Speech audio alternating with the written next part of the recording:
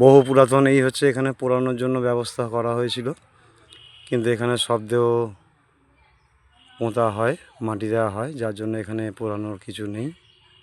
বহু মন্দির পড়ে আছে বহু দিন ধরে যাবৎ। বর্ষার সময় তো বেশি ভিতরে ঢুকলাম না, কারণ অনেক মায়েরা অনেক প্রাণী এদিক ওদিক যাবতীয় থাকতে পারে, যার জন্য আমি বেশি দূর ঢুকলাম না।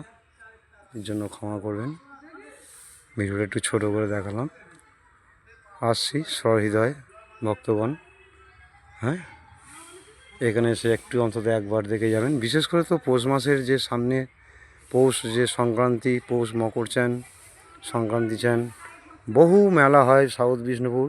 এটা দেবীপুর অঞ্চলের শ্মশান নিবাস, মাটি দেওয়ার শবদেহ মাটি দেওয়ার জায়গা। প্রচুর ভিড় হয়, প্রায় এক মাসের উপর মেলা থাকে। এই সময় আসবেন, এই দক্ষিণ চব্বিশ পরগনা